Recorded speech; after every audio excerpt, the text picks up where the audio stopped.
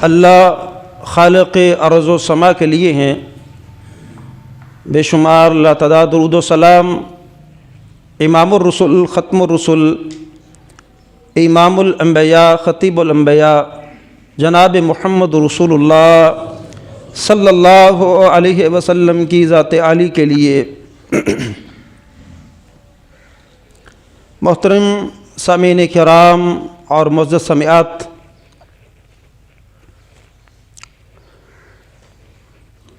معراج النبی صلی اللہ علیہ وسلم پر ہماری بات چل رہی تھی، اور پچھلے خطبہ کے اندر یہ بات عرض کی گئی تھی کہ معراج النبی ایک غیر معمولی نوعیت کا معجزہ ہے، اور معراج کیوں کروائی گئی اس کا مفصل جواب میں نے پچھلے خطبے کے اندر عرض کیا تھا۔ اس کی حکمتیں کیا تھیں، اسباب کیا تھے، اور آنے والے حالات کے بارے میں اس معراج النبی کے اندر اسباق کیا تھے۔ کچھ باتیں عرض کی گئیں اور کچھ آج آپ حضرات کے سامنے رکھی جائیں گی۔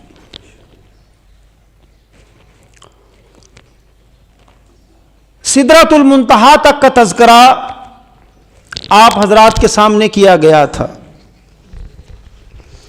صحیح مسلم کے اندر حدیث آتی ہے کہ سدرۃ المنتہا چھٹے آسمان پر ہے، اور بعض دیگر روایات کے اندر کہ اس کی جڑیں چھٹے آسمان پر ہیں اور اس کی شاخیں ساتویں آسمان سے بھی اوپر ہیں۔ وہاں تک محمد رسول اللہ صلی اللہ علیہ وسلم کو لے جایا گیا، اور آپ فرماتے ہیں کہ میں اتنی بلندی پر پہنچا کہ جہاں اللہ کے فرشتے اللہ رب العالمین کے احکامات لکھ رہے ہیں، میں نے ان کے کلموں کے چلنے کی آواز اپنے کانوں سے سنی تھی۔ یہ سدرۃ المنتہا کیا ہے، یہ عربوں کے اندر رہ کے آنے والے جانتے ہیں کہ سدرہ بیری کا درخت ہے، منتہا کے آخری باؤنڈری پر انتہا درخت موجود ہے۔ کون سی باؤنڈری؟ یہ وہ چیک پوسٹ ہے کہ نیچے سے انسانوں کے جو اعمال آسمانوں کی طرف جاتے ہیں وہاں سے وصول کیے جاتے ہیں، اور جو اللہ رب العالمین کے احکامات زمین پر آنا ہوتے ہیں، فرشتے وہاں اس کو موصول کر کے نیچے زمین پر لے کے آتے ہیں۔ یہ احکامات لینے اور لے جانے والی جگہ ہے سدرۃ المنتہا۔ اور اللہ کے نبی صلی اللہ علیہ وسلم فرماتے ہیں کہ وہاں میں نے 4 دیکھی۔ کیا دیکھی؟ 4 دیکھی میں نے۔ 2 باطنی نہریں تھیں اور 2 ظاہری نہریں۔ میں نے جبریل امین سے پوچھا کہ یہ 2 باطنی نہریں کون سی ہیں؟ فرمایا یہ جنت کی 2 نہریں ہیں۔ اور یہ 2 ظاہری نہریں؟ فرمایا یہ نیل اور فرات ہیں۔ کیا ہیں؟ نیل اور فرات۔ اب یہاں مختلف شارحین نے، محدثین نے اس کی مختلف شرح کی ہے، تو صرف اس کو آپ کے سامنے رکھنا مقصود نہیں ہے۔ میں ضمناً عرض کرتا چلوں کہ اللہ کے نبی صلی اللہ علیہ وسلم کو وہ جو 2 ظاہری نہریں دکھائی گئی تھی، بعض محدثین نے اس سے مراد یہ لی ہے کہ اللہ کے نبی صلی اللہ علیہ وسلم کی نبوت اور رسالت یہ نیل و فرات کے اندر اپنا مسکن بنائے گی۔ وہ لوگ نسل در نسل اسلام کے اندر داخل ہوں گے، اور پھر بیت المعمور دکھایا گیا۔ تو بیت المعمور وہ کون سی جگہ ہے کہ جس کا اللہ کی زمین پر بیت اللہ ہے، وہ بیت المعمور جہاں اللہ کے فرشتے اس کی حمد و ثنا بیان کرتے ہیں، جہاں اس کی عبادت ہے۔ اور میرے بھائی، تجھے جو اللہ نے پیدا کیا نا، اللہ کی عبادات کے لیے فرشتے بہت سارے تھے۔ ایک مقصد تھا کہ اللہ کو پہچاننا، اللہ کو پہچان کے اس کے احکامات سمجھنا، اور اللہ تعالیٰ کے احکامات سمجھ کے ساری نسل نو تک اللہ کا پیغام پہنچانا، یہ ہم سب کی ذمہ داری جو محمد کریم صلی اللہ علیہ وسلم ہمیں سونپ کر گئے ہیں۔ وہ بیت المعمور جہاں ایک میں 70,000 مصروف عبادت ہے، وہ بیت المعمور کا چکر لگا رہا ہے۔ اور میں نے حدیث میں پڑھا کہ ایک فرشتہ جو چکر لگا لیتا ہے پھر قیامت تک اس کی باری نہیں آتی ہے عبادت کے لیے۔ ہم نے اپنا ساتھ ساتھ مقصد بھی سمجھنا ہے۔ کیوں جی؟ اپنا مقصد سمجھنا ہے، ہم نے غور کرنا ہے کہ جب عبادات کے لیے مخلوقات تھی پھر ہمیں کیوں بھیجا گیا، ہمیں کیوں بنایا گیا، ہمارا دنیا میں آنے کا مقصد میں کیوں آیا، میں نے کرنا۔ بھائی جب تو دنیا میں آیا تھا نا، اپنی مرضی سے نہیں آیا، اللہ رب العالمین نے بھیجا ہے۔ تو کبھی جب تیری شعور کی آنکھ کھلی، کبھی اپنے آپ سے سوال کیا، میرے بھائی میری بہن، کبھی سوال کیا کہ اللہ نے مجھے بھیجا ہے، میں خود تو نہیں آیا، تو کچھ کیوں بھیجا ہے؟ وہ تمام حکمتوں کا مالک ہے، اس نے مجھے کیوں بھیجا ہے؟ دنیا میں ناچنے گانے کے لیے، سودی کاروبار کرنے کے لیے، حرام کھانے کے لیے، اپنی نماز کرنے کے لیے،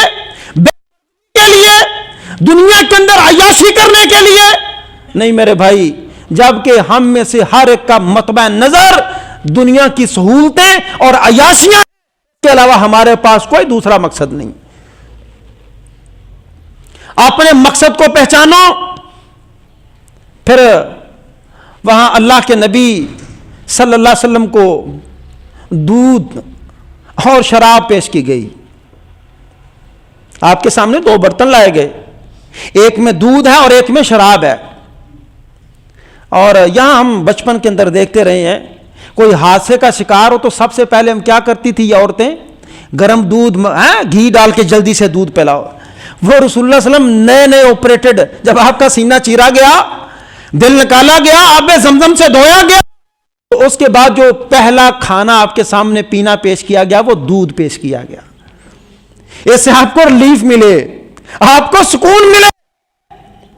اور جب آپ نے شراب نہیں پکڑی، آپ نے دودھ والا پیالہ پکڑا، دودھ والا برتن پکڑا، تو جبریل امین فرمانے لگے کہ آپ نے فطرت کو پا لیا، آپ نے فطرت کو پا لیا، لہذا آپ اور آپ کی امت راہ گے۔ شراب تو انسانوں کے اندر دنگا و فساد پیدا کرنے والی ہے، انسانوں کے اندر فحاشی کو جنم دینے والی ہے۔ تو پھر نبی کریم صلی اللہ علیہ وسلم کو جنت اور جہنم کے مناظر دکھائے گئے۔ کیوں دکھائے گئے؟ میں نے پچھلے خطبے میں عرض کیا تھا کہ یہ معراج بہت بڑا اشارہ تھا کہ بنی اسرائیل سے طاقت اور قوت چھین کے اللہ تعالیٰ محمد رسول اللہ صلی اللہ علیہ وسلم اور امت محمدیہ کے سپرد کرنے والا تھا، اس دنیا کی زمام کار کے اوپر سکہ محمد رسول اللہ صلی اللہ علیہ وسلم کا چلے گا۔ اور یہ ایک فیض دعوت کا ختم ہوا تھا، اور پریشانیاں، مارے، تکلیفیں، پتھر کھانا، عز و اقربا کا دنیا سے چلے جانا، ہجرت حبشہ کرنا، یہ مسائل اب اللہ تعالیٰ یہ اندیا دے رہے تھے کہ یہ جنت جہنم میرا نبی دیکھے۔ کیوں؟ لِنُرِيَهُ مِنْ آیاتنا، وہ ہماری نشانیوں کو دیکھے۔ اور بھائی نبی پر اللہ کی وحی اترتی ہے نا، تو نبی تو پہلے یقین والا ہوتا ہے، نبی کو یقین کامل ہوتا ہے، اللہ نبی کو مبعوث کرتا ہے، پھر اپنی وحی اس پہ بھیجتا ہے، نبی کو شک و شبہ نہیں ہوتا۔ اب یہ زبردست کے لیے، زبردست یقین کے لیے کہ ہمارا نبی ہماری آیات یہ سدرۃ المنتہا دیکھے، یہ جنت اور جہنم دیکھے اور جا کے تذکرہ اپنی امت سے کرے، اپنی امت سے کرے، اور تاکہ بتلا دے جہنم کے اندر کیا دیکھا، کون کون سے لوگ تڑپتے دیکھے، تاکہ یہ امت ان برائیوں سے باز آ جائے اور کی زمان میں کار ان کے ہاتھ میں آ جائے، یہ دنیا میں غالب آنے والا، اور اگر یہ ان بدکاریوں کے اندر مبتلا رہے تو دنیا کے اندر غلبہ ان کا مقدر نہیں بنے گا۔ وہ کیا جہنم کے اندر وہ لمبی فہرست ہے، میں دو چار باتیں عرض کروں گا۔ نبی کریم صلی اللہ علیہ وسلم نے جہنم کے اندر یتیموں کا مال کھانے والے دیکھے، یتیموں کا مال کھانے والے ظلمن، قربان جائیں شریعت اسلامیہ پہ ایک ایک نقطے کی وضاحت موجود ہے۔ حدیث کے اندر الفاظ ظلمن کھائے، سوال پیدا ہوتا ہے کہ اگر خالی اتنی بات ہوتی کہ جو جہنم کے اندر دیکھا ان کو جو یتیموں کا مال کھاتے، یہ بھی تو ہو سکتا تھا، لیکن لفظ کیا ہے؟ جو ظلمن کھاتا ہے۔ مثلا کسی کا پاس اس کی کفالت میں کوئی یتیم بچہ ہے تو شریعت نے تو اجازت دی ہے کہ جس بقدر تمہارا اس پہ خرچہ آ رہا ہے آپ اس کی دولت سے بقدر اتنا لے سکتے ہیں۔ اگر عموماً حکم ہوتا ہے کہ یتیم کا مال لے نہیں سکتے تو وہ جو اس کی کفالت کر رہے ہیں اس پر حرام تھا یتیم کا مال لینا، لیکن ظلمن اس لیے کہا گیا کہ جتنا تمہارا حق بنتا ہے صرف اتنا لینا، اس سے زائد لوگے کھاؤ تو تم اس پر ظلم کرو گے، اور تمہارا معاشرہ بھرا پڑا ہے ایسی مثالوں سے۔ چاچا یتیم بتیجیاں اور بتیجوں کے مال کھا گیا، ان کی پراپرٹی اپنے ہے نا مثالیں، یہ ان کے لیے بڑا خطرناک معاملہ ہے۔ یہ دیکھ لیں جہنم کے اندر رسول اللہ صلی اللہ علیہ وسلم نے ایسے لوگوں کو دیکھا ہے، اور یہ جہنم اور جنت جو اللہ تعالیٰ زمین پر بھی نظارہ تو کروا سکتے تھے۔ حدیث آتی ہے نا اللہ کے نبی صلی اللہ علیہ وسلم نماز پڑھا رہے تھے اور ایک دم پیچھے ہٹے، کبھی آگے بڑھے اور کبھی پیچھے ہٹے، صحابہ نے پوچھا تھا کہ آپ آگے کیوں بڑھے تھے اور پیچھے کیوں ہٹے؟ تو اللہ تو یہاں بتا سکتے تھے، وہاں مفصلاً یہ ساری باتیں دکھلائی تاکہ آپ جا کے بیان کریں کہ جو یتیموں کا مال نہ آئے گا، اللہ کے نبی صلی اللہ علیہ وسلم فرماتے ہیں میں نے جہنم میں ان کو دیکھا ہے کیا کر رہے تھے، وہ پتھر کے ٹکڑوں کی طرح آگ کے انگارے اپنے منہوں میں ڈال رہے تھے، اور یہ نہیں ہے کہ منہ چھوٹے تھے، حدیث کے اندر ہے کہ ان کے ہونٹ اونٹ کے ہونٹوں جیسے تھے۔ دیکھا کہ کس طرح وہ دور بھی ہو نا تو اونٹ اپنے لبوں کے ساتھ ہی پتے اتار لیتا ہے، وہ کھول کے وہ پتھروں جیسے آگ کے انگارے اپنے منہ کے اندر ڈال رہے تھے اور وہ آگ کے پاخانے کے راستے سے نکل رہے تھے۔ جو یتیموں کا مال ظلمن کھاتے ہیں، اللہ کی قسم میرے بھائیوں، یہ زمینیں، یہ پراپرٹیاں، یہ جائیدادیں اور یہ وہ اعمال ہیں جو زمین پر فساد اور قتل و غارت کا سبب بنتے ہیں۔ جو قتل و غارت میں مصروف ہوں وہ قومیں کبھی بھی اللہ کے کلمے کو بلند نہیں کر سکتی ہیں۔ کیوں جی آپ کسی کا مال کھائیں گے آپ کو چھوڑ دیں گے؟ بھتیجے بھتیجیاں بڑے ہو کے تم سے بدلہ لیں گے، لوگ بتائیں گے۔ کون بتائے گا؟ لوگ بتائیں گے تمہارا چچا تمہارا حق کھا چکا ہے۔ دنگا پھر وہی حرکتیں جو یہود کیا کرتے تھے، میں نے عرض کیا تھا نا سورہ بنی اسرائیل کے اندر پہلی آیت میں اسرا کا تذکرہ، پھر ساتھ ہی یہودیوں کا تذکرہ۔ کیوں کہ یہ یہودیوں کی خصلت تھی، لوگوں کے مالوں کو ناجائز طریقے سے کھانا۔ اٹھائیں سورۃ البقرہ، اٹھائیں سورہ آل عمران، یہودی کس طرح مال کھاتے تھے۔ تم نے یہودیوں کرنے ہم نے ان سے سلطنت حکومت چھین کے تمہارے سپرد کر رہے ہیں، اور دیکھ لو جہنم کے اندر جلنے والے وہ لوگ ہیں کہ جو یہودیوں کے طرز عمل پر چلنے والے. بات سمجھ رہے ہیں؟ دوسرے کون سے لوگ؟ سود خور ہیں، سود کھانے والے. سود کھانے والی ریاستیں وہ غلبے کا نہ سوچیں، تنزلی زوال. اور یہ سود آج کا معاملہ ہے بھائی، ظلمن یتیم کا مال کھانا کوئی آج کا معاملہ ہے، قتل و غارت آج کا معاملہ ہے، شرابیں پینا آج کا معاملہ ہے، بدکاری آج کا معاملہ ہے. نہیں، یہ شروع سے چلتے آ رہے ہیں. اور پہلی قوموں کو اللہ تعالیٰ نے ہلاک اور برباد کر دیا ان بادہ مالیوں کی وجہ سے. ہم بحثیت قوم سارے کے سارے مسلمان کیوں بچے ہوئے ہیں پتہ تمہیں؟ محمد کریم صلی اللہ علیہ وسلم کی دعا کی وجہ سے. ورنہ مجھے ایک جرم بتائیں، ایک جرم جو ہم من حیث القوم نہیں کر رہے، انڈیویجولی بات نہیں کر رہا، انفرادی اعتبار سے بات نہیں کر رہا، ایک گناہ بتائیں کہ جب جو ہم بحثیت قوم نہیں کر رہے، یہاں تک کہ علماء نے وہ وتیرے اپنائے ہوئے ہیں جو یہود کے علماء نے اپنائے تھے. حق کو چھپانا اور باطل کی ترویج، ایجنڈے. دوسرے کون سے لوگ تھے؟ سود خور. نبی کریم صلی اللہ علیہ وسلم بیان فرماتے ہیں ان کے پیٹ بڑے بڑے تھے. پتا کتنے بڑے؟ کہ ان سے خود سے اٹھائے نہیں جاتے تھے. اور جب آل فرعون کو جہنم کے عذاب پر پیش کیا جاتا تو وہ آل فرعون، وہ بنی اسرائیلی، ان کو اپنے پاؤں میں رونتے ہوئے آگ کی طرف جاتے تھے. آگ کے عذاب پر پیش کیا جاتا نا، قرآن کے اندر وضاحت سے موجود ہے. تو ان سود خوروں کو اپنے پاؤں میں رونتے ہوئے جا رہے. کیوں؟ اے ہم سے بڑا سود خور کون تھا؟ دنیا کی بزنس پہ، دنیا کی ٹریڈ پہ ہمیشہ سے یہودیوں کا قبضہ. یہ مدینہ کی ریاست کے اندر، جو مکے کے اندر جو سود خوری کے معاملے تھے، یہ یہودیوں کی طرف سے آئے ہوئے تھے. وہاں سے لوگوں نے دیکھا دیکھی یہ جاہلیت والا معاملہ شروع کیا ہوا.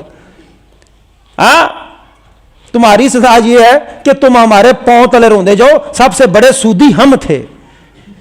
اور امت محمدیہ تم نے بھی سود کھانا شروع کر دیا، تم نے بھی سگی ماں سے بدکاری کیا، تم نے بھی فازنوا بحق ورسول، اللہ اور اس کے رسول سے تم نے بھی جنگ کی.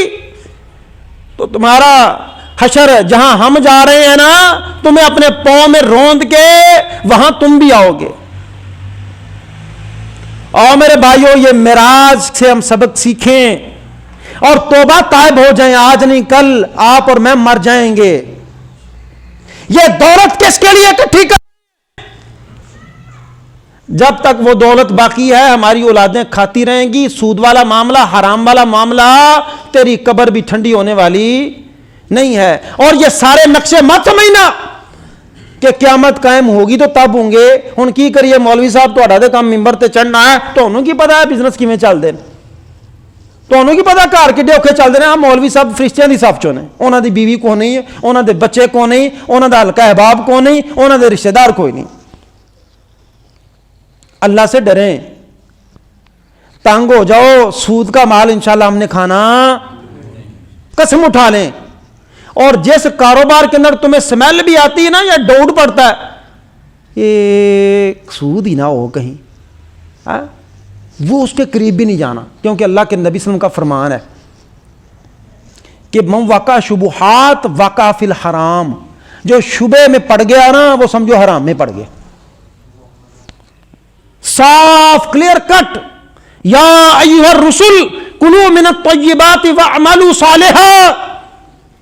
نبیوں تم بھی سود کھاؤ گے، تمہیں بھی معافی نہیں ملے گی. پاکیزہ کھاؤ. یا ایھا الرسل کلوا من الطیبات، پاکیزہ کھانا ہے. واعملوا صالحا، نیک اعمال کرنے ہیں. پہلے حلال کھاؤ گے پھر نیک اعمال قبول ہوں گے. تیسرے نمبر پہ بدکار دیکھیے، زناکار دیکھیے۔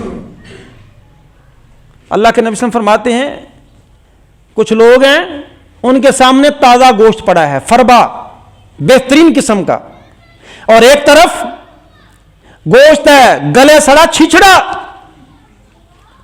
تو یہ بدکار لوگ تازہ فربا گوشت چھوڑ کے وہ گلا ہوا ریشے والا پیپ والا وہ چھچڑا کھا رہے ہیں، جو حلال کو چھوڑ کے حرام کی طرف جاتے تھے۔ یہ سارے جہنم کے اندر رسول اللہ صلی اللہ علیہ وسلم نے لوگ دیکھے کہ جو قومیں یہ اعمال کرتی ہیں وہ دنیا کے اندر کسی اچھے نتیجے کی توقع اور امید نہ رکھیں۔ ملک ڈوب گیا، ملک مر گئے، رونا پڑا ہوا ہے نا۔ میں اکثر کہتا توبہ استغفار نہیں ہے، یا اللہ میں سود چھوڑتا ہوں، یا اللہ میں حرام چھوڑتا ہوں، یا اللہ میں غیبت چھوڑتا ہوں، یا اللہ میں چوری چھوڑتا ہوں، یا اللہ میں بدکاری چھوڑتا ہوں، یا اللہ میں ایذا دینا چھوڑتا ہوں، یا اللہ میں آج سے نمازیں پوری پڑھوں گا، یا اللہ اس امت کے حال پہ رحم فرما دے۔ یہ نہیں ہے۔ ہم کہتے ہیں کہ وہ بھی کھا رہے ہیں، ہم کھائیں گے تو کیا ہوگا؟ سارے کھا رہے ہیں، یہ ایسا سارے کر رہے ہیں۔ میرے بھائیو، اگر زندگی میں نوجوانوں گناہ ہو گیا، رب سے سچی توبہ کرو، معافی مانگو۔ اللہ کی قسم اٹھا کے کہتا ہوں، یہ تجزیہ نگار، یہ ملک کے حاکم، تمہاری معیشت، یہ سارے حقائق اپنی جگہ درست ہیں، لیکن اللہ کی قسم ہے تمہاری توبہ والی دعا تمہاری تقدیر کو بدل کے رکھ دے گی۔ پہلے توبہ کرو، پھر رب سے دعا کرو۔ اللہ کی قسم ہے اس پوری کائنات کا مالک وہ احکم الحاکمین ہے۔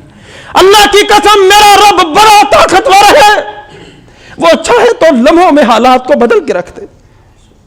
یہ انسانوں کی پلاننگ، مر گئے، یہ ہو گیا، تم توبہ کرو، سچی اللہ کی قسم ہے۔ ہم وہ لوگ نہیں ہیں، ہم نہ ایسی سیاست چاہتے ہیں جو دنگا و فساد والی ہو کہ آؤ نکلو مارو پکڑو اپنے کو، نہیں، ہم دعوت دیں گے۔ اور مجھے پتہ ہے، میں اچھی طرح جانتا ہوں کہ علماء پر بھی تنقید ہوتی ہے، اور بھائی یہ ممبر رسول ہے، ہم روحانی صلاح بھی نہ کریں لوگوں کی کہ بھئی اللہ سے توبہ طائب ہو جائیں۔ وہ جو حکمران کوششیں کر رہے ہیں، لیڈر کوششیں کرتے ہیں، ان کی اپنی جگہ، ہم تو اپنے نام اعمال صاف کریں، توبہ کریں کہ اگر زندگی میں کوئی اس طرح کی بدکاری زناکاری ہو گئی، اے اللہ تیرے حضور توبہ کرتا ہوں، آج کے بعد یہ عمل نہیں دہراؤں گا۔ اور چوتھی بات، اللہ کی قسم بڑی خطرناک، میری بہنوں تم غور سے سننا، بڑی خطرناک بات فرمایا۔ میں نے کچھ عورتوں کو دیکھا جہنم میں، اور کیا معاملہ تھا ان کا کہ بڑے بڑے لوہے کے کانٹے جو آگ میں تپائے گئے تھے ان کے سینوں میں گھسا کر، ان کے چھاتیوں میں وہ بڑے بڑے کانٹے، ٹیڑے کانٹے ڈال کے ان کو زمین و آسمان کے درمیان لٹکا دیا ہوا تھا۔ کیوں ایسا کیوں تھا؟ کہ وہ اپنے خامدوں پر دوسروں کی اولاد کو داخل کرتی تھی،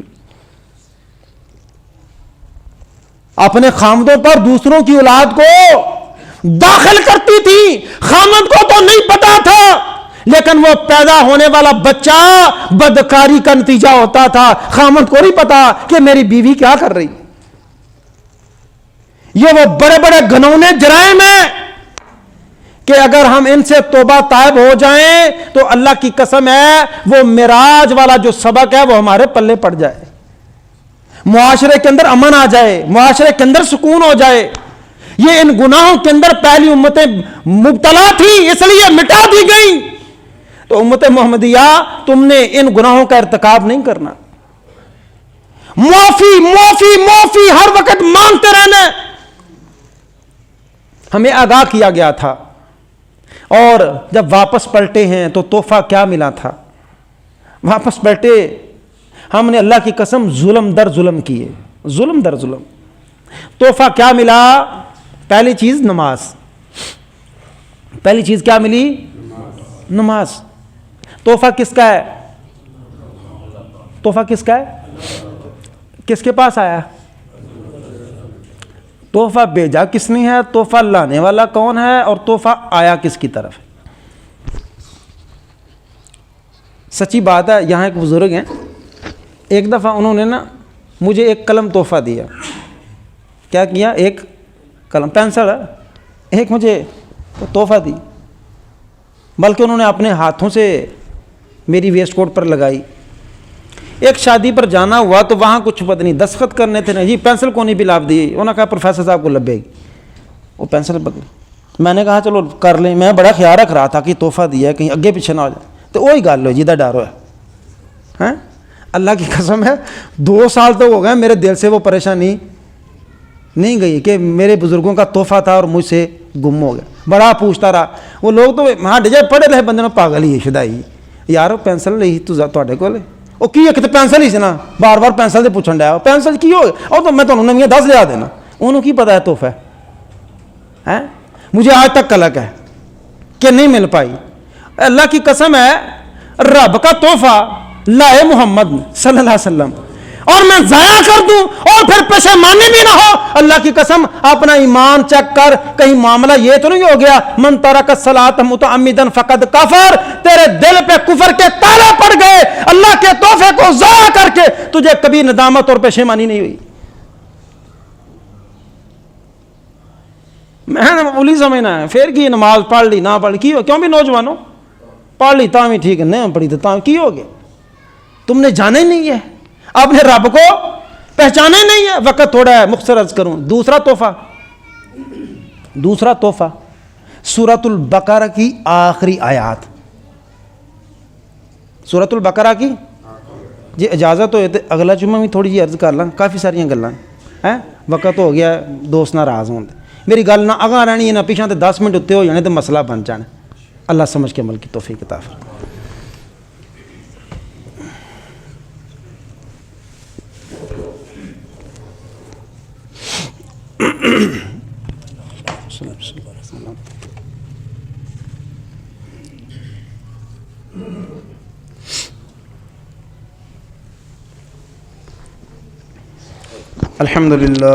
الحمد لله نحمده ونستعينه ونستغفره ونعوذ بالله من شرور أنفسنا ومن سيئات أعمالنا من يهده الله فلا مضل له ومن يضلل فلا هادي له وأشهد أن لا إله إلا الله وحده لا شريك له وأشهد أن محمدا عبده ورسوله.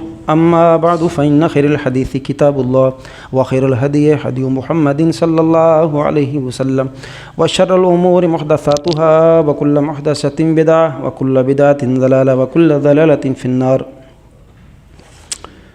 معراج ایک غیر معمولی نوعیت کا واقعہ ہے اور میں نے عرض کیا تھا کہ ہر واقعہ معراج میں ہونے والا ہر واقعہ آپ کا شق صدر ہو، براق کی سواری ہو، مسجد اقصیٰ کے اندر بیت المقدس میں آپ کا نماز پڑھانا ہو، 7 آسمانوں کی سیر ہو، سدرۃ المنتہا ہو، بیت المعمور کا دیدار ہو، پھر 4 نہروں کا دیکھنا ہو، جنت جہنم کا دیکھنا ہو. ہر واقعہ اس واقعے سے پہلے نہیں ہوا تھا اور نہ قیامت تک ہوگا. ہر واقعہ جتنے واقعات اور آگے انشاءاللہ اگلے خطبے میں وہ حدیثیں بیان کروں گا. اللہ کے نبی صلی اللہ علیہ وسلم نے خود اپنی زبان سے ارشاد فرمایا کہ یہ بات نہ مجھ سے پہلے کسی نبی کو دی گئی ہے نہ بعد میں کسی کو دی جائے گی. تو وہ باتیں کون کون سی ہیں انشاءاللہ اگلے خطبے کے اندر آپ کے سامنے رکھیں گے. تو پچھلے خطبے کے اندر بھی اعلان کیا تھا کہ پیغام قرآن کانفرنس ہے. میں یہ سمجھتا ہوں کہ یہ ترجمۃ القرآن کلاس ہو رہی ہے مرکزی جامعہ مسجد محافظ ٹاؤن گجرانوالہ. تو یہ ہر جمعے کو ہوتی ہے مغرب کے بعد. اللہ کرے کہ ہر مسجد